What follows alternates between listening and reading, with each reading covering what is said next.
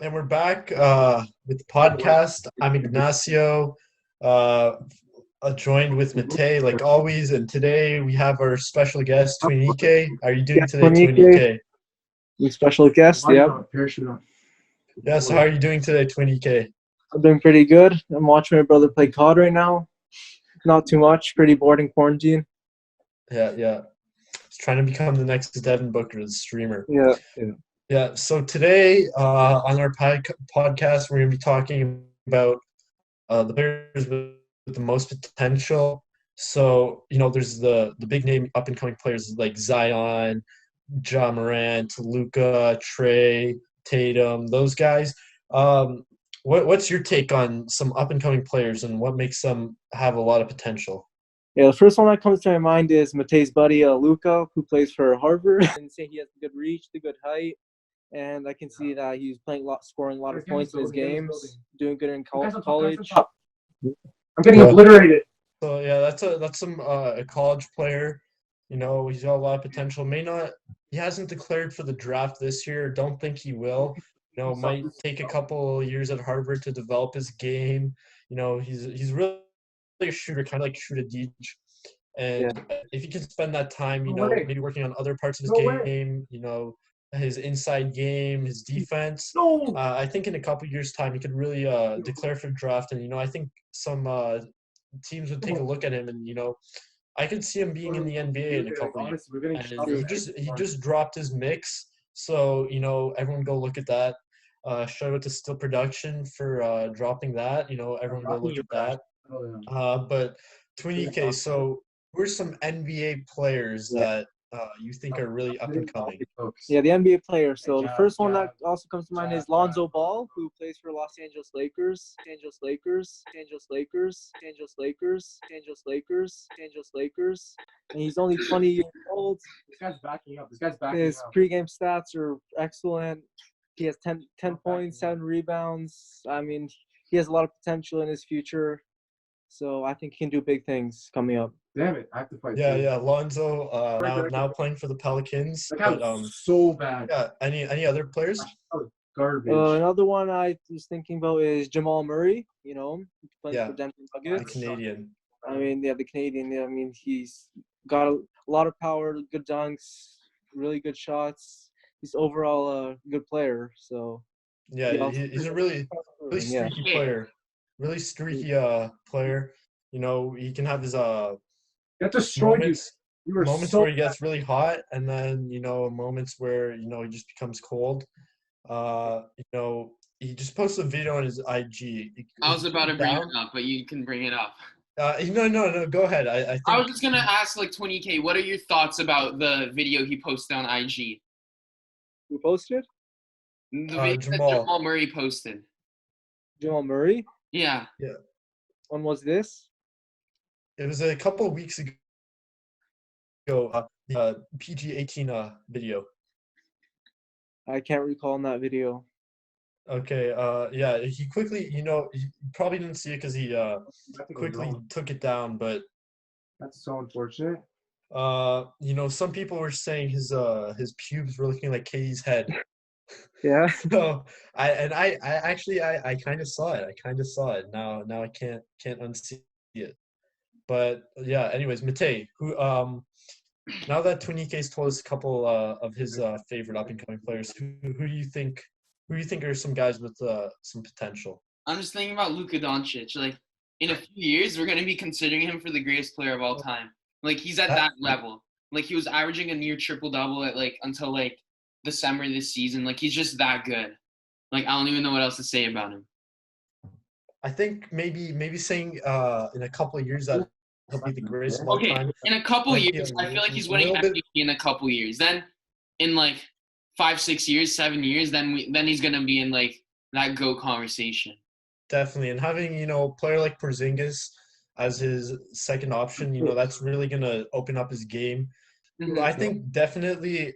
I think in a couple of years' time, he'll definitely get some MVP consideration. This year He he should started have off some so strong. consideration this year too. Yeah, That's yeah, what I think. He was a bit underrated just by because he was that young, but he's just getting better.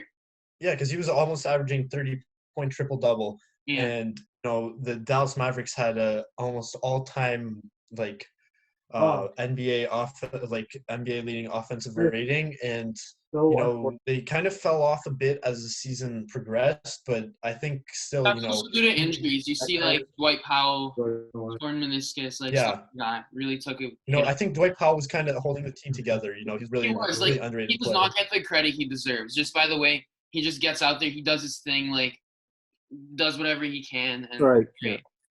Yeah, Twinny K agrees with that. Twinny K is actually a big Dwight Powell fan, the Canadian.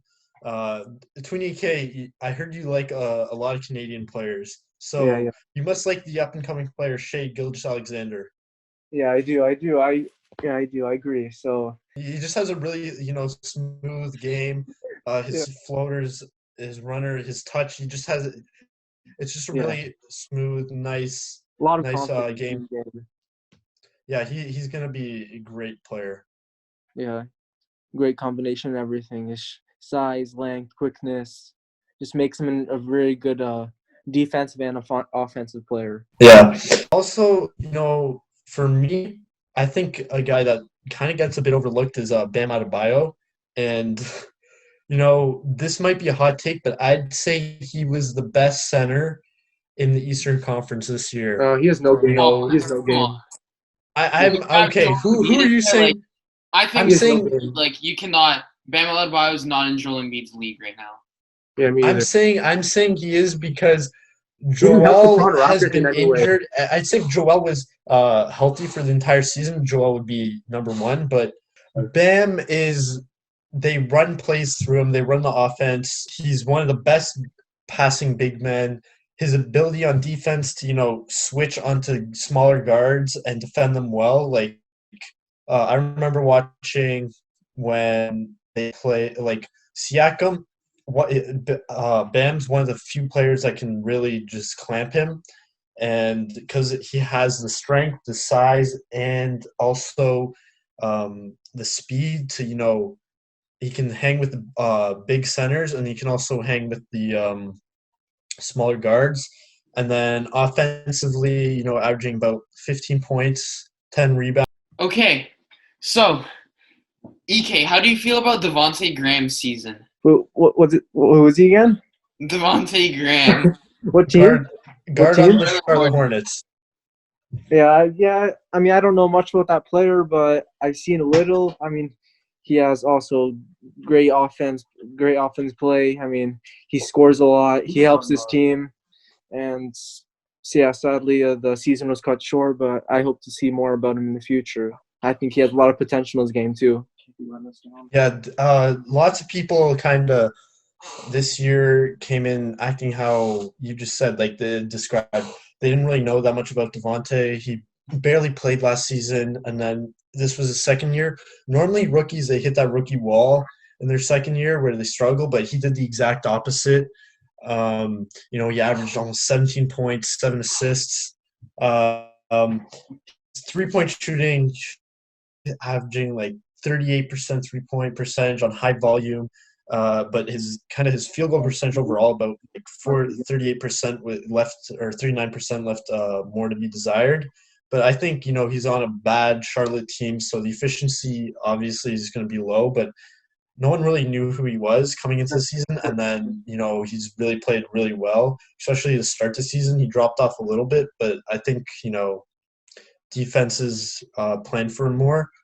But I think he's a really good up-and-coming player. Might fill that Kemba Walker hole that they lost him last year. Yeah, and EK, it's crazy to think, but it's only Ben Simmons' third year in the league, and from someone because he kind of plays like you, left-handed, big ball, just gets into the paint. What do you think about his game? I mean, I don't think he can compare to have the weird form. I mean, my shots might. Well, he's not much of a shooter himself, so. Yeah, but I'm sure he has better form than me. But yeah, I mean, he's improving. He's still young, so he still has time to improve his game, get on better teams, support other players. And yeah, really, I think he belongs in better teams like Milwaukee Bucks or maybe, I don't know, Los Angeles Lakers. We'll see. how he does. Yeah, I like how you bring up the point of, maybe he should be on a different team because I don't know how his fit with Embiid, how well it really is. You saw Philadelphia really, they were expected to be a top 2 team in the East this season, and then they were 6th. So really, I'd give them maybe next season to see how things go, and then Philadelphia might have to decide who they want, Joel or Simmons, because unless Simmons can develop at least a mid-range shot, which can keep him outside of the post all the time, I don't really see how him and Embiid really fit together that well. Yeah. I think you did a good job bringing that up, how he might fit a lot better on these other teams that have great spacing, such as the Bucks or the Lakers. Yeah, I'm not sure how he'd fit with the Bucks, though. Yeah, with Giannis, obviously. Yeah, EK. Is there gonna? Because I know you tend to play with not that much spacing, so I want to know what are your thoughts about it? Do you think it can work? I'm fighting him. When you're playing your games, like when you just go on runs in the park, Or when you're playing with school and stuff. Yeah, you're playing usually with like Kep or someone who's not really that much of a shooter. So like, what are your thoughts on playing at the organized State Garden Drive?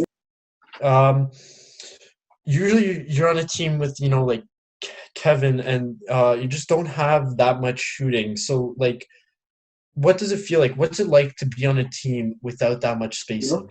I mean, it gives me much less confidence in my game. I mean, it feels like I have to bring up other players and I have to really of course, there's 2 guys here. give the success, bring up all the other players so we can win. But when playing with Kep, I mean, he doesn't have the shots. He has good dribbles, and he's not giving us that much points. So I have to pick up my game, but with that, I lose a lot of confidence because I know that everyone relies on me to win. So it puts a lot of pressure on me. Yeah, definitely. Not having that spacing, really, how you kind of described as you're feeling like crowded. Spacing, having shooters is really a big thing, especially with how the NBA is evolving into a more 3-point based league. You're really going to need shooters on your team. So spacing is a really big thing. You guys had 0 kills there again. And one player can't carry the team. We need multiple good players. Yeah, definitely. Everyone else had 0. So, Matej, are there any other, kind of young players that you see that have really high ceiling? Yeah, EK, what do you think? Because I know that you I would with some of your injuries too by China, because I see some of Zion in you just by the benching and stuff. Was this question to me? Yeah. You're benching like crazy. I'm benching like crazy in the gym. What Matej was saying is that he saw some similarities in Zion and you, especially with your frames, how they bench, maybe a bit with the game styles, but especially with your benching. Yeah. I mean, you don't have the hop there. I mean, I don't have the hop in my. I can dunk a 9 feet basketball net, but I mean, not the full one like Zion Williamson. But yeah, my benching has helped my strength, my agility, so it's helped me a lot in my game. But as Kevin said, that I still do not have the hop, so my vertical still needs to be improved, so I can play like Zion Williamson. And how about Ben? Your ankles are really skinny. Well, Ben, you have never played any organized basketball, have you? I'd say if you're counting runs at the 103 State Garden Drive, then I'm not counting that as organized. I mean, you've never played on a rep team, you never played for your school team, like me and EK have. Yeah, I guess that's a fair point to bring up. So let's talk about some underrated players in the game. Okay, some underrated players. Yeah, this is something I want to touch upon. Eric, you go. Twin EK, you go first. Yeah, so Do you have any underrated players? Yeah, Pascal Siakam was my first, I guess. At the start of the season, he wasn't given too much fame. He wasn't good in the season. He's the most improved player. Yeah, he's become the most improved player. He's back at the start of the game. Him and Leonard. Yeah. One underrated player for me, I'd say, is Drew Holiday.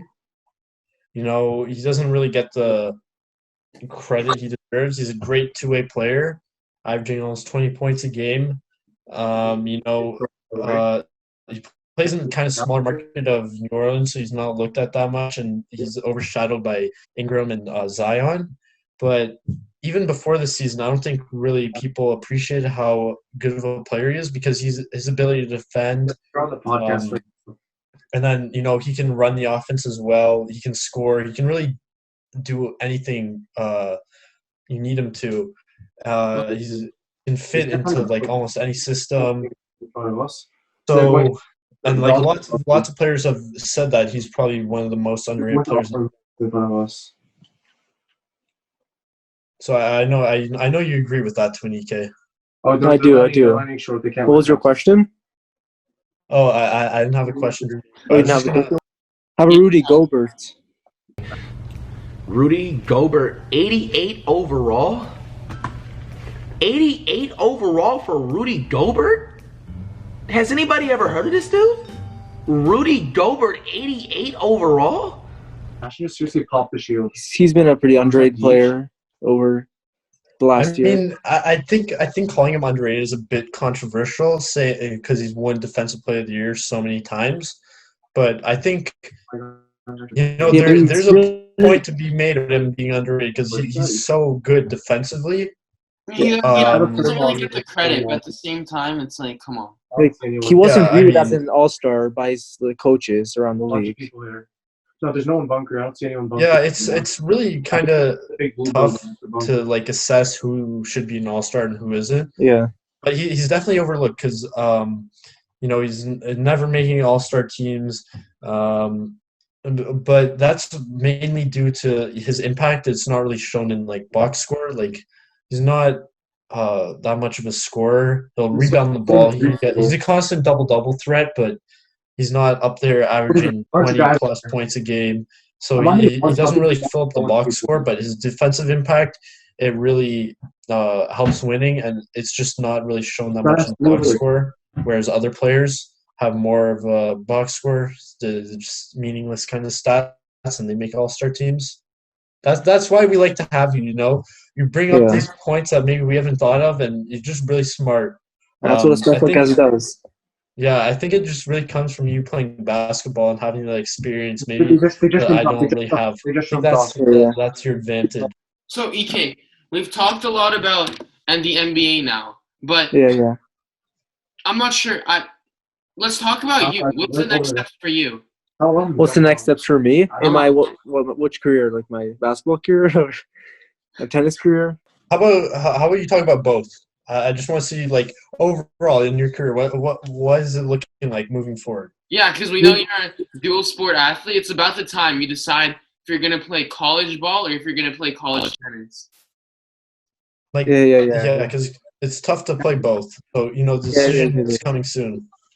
Yeah. So, I mean, over the years, I've had much more success in tennis than basketball. I mean, basketball, I just really take it as a hobby. I mean, I've used to play, like, a couple basketball tournaments here and there, but really it's my tennis game's been succeeding much more. I've been doing much better in tournaments, nationally, internationally. So from here, I think I'm going to continue with my tennis game, trying to improve like that profession, and then see where it goes from there.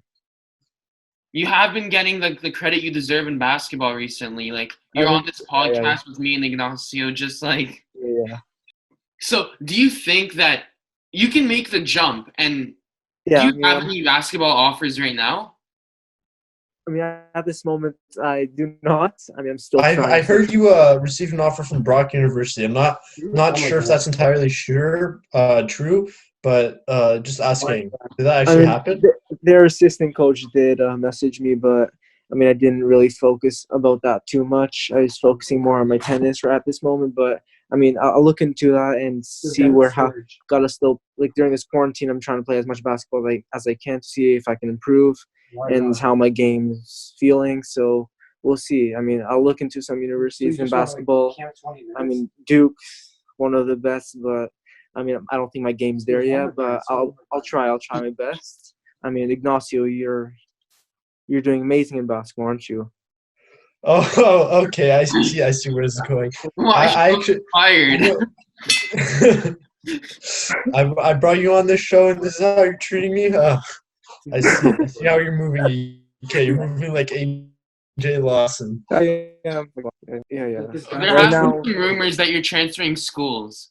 So, what are you thinking? Because one of the things is Sacred Heart. They're saying that, from my sources inside, they're saying that you might move to Sacred Heart. Sacred Heart, what is that? There was just rumors It's going a on. pretty good basketball program. Yeah, I think they made OFSA last year. Just a really good Ontario basketball team. I mean, yeah. Once this quarantine's over, we'll probably check it out to see how the players on that team, and to see if I can improve my game there, and like how the relationships are with the coaches and the staff, and to see if I like being there. Like that's the most important thing, is to have fun and have good friends, so you can improve your game, really. Well, I was just gonna say that Matei a couple years ago, before he was playing basketball, he came and visited Sacred Heart, and he decided he didn't want to go there. It was a bit too far for him. But I think now, if you look back on it, I think going there would have been a huge decision for him, because with how strong their basketball team is, if he had known that he was going to play basketball, I think he would have right away just said, "I'm going to Sacred Heart." Yeah. It's such a good school. Like he just played tournament there. I think he saw their home court, such a nice court. Probably one of the nicest courts in Ontario. The atmosphere, the amount of fans that they can have, just the school overall. It's just such a good school to be at. I think if you decide that you want to go there, it's going to be a great decision. Yeah, I'll see. Yeah, I mean, I was just saying, it's just amazing. Looking back, that could have been a great move for me to go there, and then I could have been recruited. The coaches could have been like, "Oh, you're 6'10", like you have the potential." But yeah, it didn't work out like that. So, but I'm just thinking about you right now, because the decision's coming up, and I feel like they're really up there in your list, aren't they? I mean, yeah, it's one of the top, what's on the top for my list for sure. Like, Who else is on the top? as Ignacio was saying, like the basketball courts, the coach, like how serious they are in the game, their willingness to help their players. Yeah, just it's obviously on the top right now. So, and they do have connections to Fair State University. So if that's where you want to go, end up playing basketball or tennis, I think going there could really help you. I mean, WMU, like Western Michigan, is on the top too. Like, yeah, they have some good teams. Academically, they're pretty good, and WMU can also be another choice. Definitely, and Brock University, Brock, yeah. Canadian, but it's a good school. A lot of choices. I'm looking forward to what you decide, 20K. It's going to be a big decision. We're cheering for you here in the podcast. Yeah. Should we just drop? I've got some time, but I need to make some choices quickly and to see where I'll be going next. Really, definitely the next step. So, yeah. Well, this guy. I guess you can't really give us. Is there any inside information you can give us on what the next step is for you? I mean, as I said, I'm both focusing on my tennis and basketball game. But what are your questions, like, regarding my basketball career more? More like what school what are the top schools you're thinking about for next year? I know it's a bit early, but like, if you could, like, what are some schools you're thinking about? I know you said Duke, and that's going to be, you got to raise your level, but like, I do. What are some schools you really just dream of going to? I dream. I mean, I haven't looked too much into it, but I've seen a couple, like Kentucky, Wichita State. Oh yeah. Yeah. So you like Fred VanVleet. Yeah. There's a couple, but I've really not been looking too much into it. But Duke, I mean, that was my number one. But I definitely need to raise my game to be in the team and not just the bench warmer. So, and yeah. So yeah, but for sure the States, that's the number one option. Obviously, Division 1 basketball. Definitely. What are you thinking about a JUCO route? The what? Junior college route. If you don't get any offers you like, doing a year at junior college, proving yourself, and then going to a school that you like. What do you mean? I don't understand that question. What are you listed at right now, EK? What? What are you What's listed your at listed right height? now, EK? What am I listed at? Mm-hmm. Yeah, your listed height. What do you mean? What am I listed at? Your height. Oh, my height. I'm currently almost reaching the 6 foot mark. So as you can see, I'm not as tall as Matei, who's 6'10" and has that easy reach on people. Easy dunk. So I mean, yes, 6'5". That's like the average height, and I don't know what in NBA, isn't it? Like right there, 6'5". So I'm really far from that. Grow some more, so I can actually dunk a 10-foot net, and yeah. So regarding my height, I'm gonna need to shoot well if I want to be on good teams, and yeah. So regarding that, I'll try to wait a year to see if I can grow, get some more strength, pump in the gym, do some more bench presses, and just overall improve my game. Again, what I'm saying. So when you're saying, go to the gym, do some benching, what are you trying to do by doing that? Are you trying to get this surge body? Like, I know many athletes try and obtain the surge body, and it's just kind of the ideal body. Yeah, I mean, until here, I'm in the gym. I was focusing on like getting more power on my shots, so I can really like get some power on my shots. But from now, I'm gonna have to practice my vertical, so I can get better layups and easier dunks. Yeah, having that surge body, like it's just a very once you obtain the surge body, it's just a powerful body, and it's like just the perfect. It's just it's kind of like your Cam Clash Royale. Yeah, true. Like 5'5" is perfect for basketball. I mean, you have the leaping ability. That is true. So, 20K, is there anything any questions you have for us? Any questions for you? I mean, I'm curious, and Ignacio, like, have you committed to any like schools around your basketball season or your tennis career? Unfortunately, because I didn't play any really organized basketball, there weren't really any coaches watching me because they really don't show up to 103 State Garden Drive that much. So I never really got to display my skill set. Yeah. So I ended up committing to WNU for tennis, but there's always the possibility of me being a walk-on playing basketball. Maybe just in the gym, working on my shot a little bit, and the coach sees me and he's like, you know what, we want you on the team. So I'm always leaving that open as a possibility. The door's always open for you, right, Ignacio? Yeah. Like I've never really played organized basketball, so no one really knows my skill set and my potential. But I'd really say I'm a shooter, kind of like Shooter Deej. Like yes. Really so you're saying you'll make an effort to maybe continue your basketball career. Definitely, like I've been working at 103 State Garden private court. I've just been working on the shot, and I think after this is all over, they're gonna see that I'm a shooter. Yeah, I mean, there's no possibility that you can do both tennis and basketball. You're gonna have to pick one. I mean, the door is always open. You never know what could happen. Yeah, that's true. That's true. Guys, I have so much money. That's true. And if the coaches do see that you can excel in both sports, I mean, maybe there's a possibility that you can play on both. Definitely. You never know what can happen. Yeah. I'm leaving all doors open. I have one last question for you before you can ask a few more questions. Sorry. It just came to my mind, and it's something that we really need to know.